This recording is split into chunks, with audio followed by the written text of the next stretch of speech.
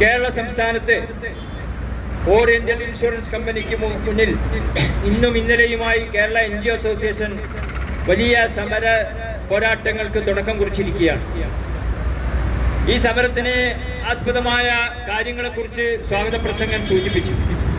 കേരളത്തിലെ സർക്കാർ ജീവനക്കാർക്കും പെൻഷൻകാർക്കും അധ്യാപകർക്കും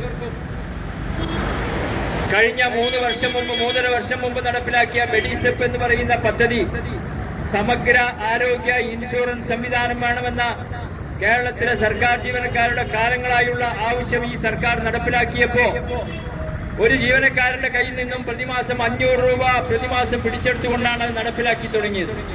എന്നാൽ 3 വർഷം അതിന്റെ കാലാവധി പിന്നിട്ട് 3 വർഷം കഴിഞ്ഞ് 3 മാസം കഴിഞ്ഞ് രണ്ടാമത് അത് പുനഃസംഘടിപ്പിച്ചപ്പോ ഇപ്പോ ഒരു ജീവനക്കാരന്റെ കയ്യിൽ നിന്ന് 687 രൂപ ഓരോ മാസവും ജീവനക്കാരന്റെ കയ്യിൽ നിന്ന് ഇൻഷുറൻസ് സംവിധാനത്തിന് വേണ്ടി പിടിച്ചെടുക്കുകയാണ്. എന്നാൽ പ്രിയപ്പെട്ട നാട്ടുകാരെ, ഒരു ജീവനക്കാരന് പോലും മെഡിസെപ്പ് എന്ന് പറയുന്ന ഒരു പദ്ധതിയുടെ ഗുണഫലം ഇന്ന് അനുഭവിക്കാൻ കഴിയാത്ത സാഹചര്യമാണ് നിലവിലുള്ളത്. കഴിഞ്ഞ ദിവസങ്ങളിൽ പത്രങ്ങളിൽ വന്ന വാർത്തകൾ നിങ്ങൾ ശ്രദ്ധിക്കുന്നുണ്ടാവും.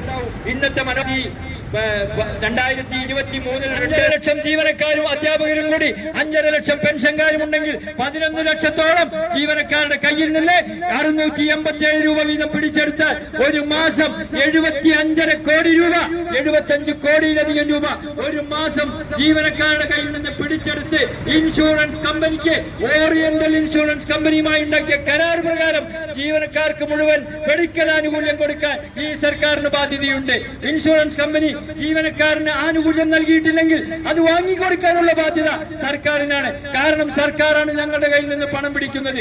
ആ സർക്കാർ പിടിച്ചെടുക്കുന്ന പണം ഇൻഷുറൻസിന് വേണ്ടിയാണ് നൽകുന്നതെങ്കിൽ ഞങ്ങളുടെ ഉത്തരവാദിത്വം സർക്കാർ ഏറ്റെടുക്കണം. ഞങ്ങളുടെ ഇൻഷുറൻസ് സംവിധാനം അത് സർക്കാർ ഏറ്റെടുക്കണം. നിങ്ങൾക്കറിയുമോ, ഇതിനു മുമ്പേ ഒരു ഇൻഷുറൻസ് സംവിധാനം ജീവനക്കാരുടെ മേഖലയിൽ ഉണ്ടായിരുന്നു. മെഡിക്കൽ റീഇംബേഴ്സ്മെന്റ് എന്ന പേരിൽ 225 കോടിയും 250 കോടിയും ഒക്കെ ഓരോ വർഷവും സർക്കാർ ബജറ്റിൽ അതിനുവേണ്ടി വകമാക്കിയിരുന്നു. എന്നാൽ മെഡിസെപ്പ് സംവിധാനം വന്നതിന് ശേഷം സർക്കാർ അതിനുവേണ്ടി പണം നീക്കി വെക്കുന്നില്ലെന്ന് മാത്രമല്ല, സർക്കാരിന് 45 കോടിയും 50 കോടിയും അവിടെ സർപ്ലസ് ഫണ്ടായി ജീവനക്കാരുടെ കയ്യിൽ നിന്ന് അവിടെ ബാലൻസ് ഇരിക്കുകയാണ്.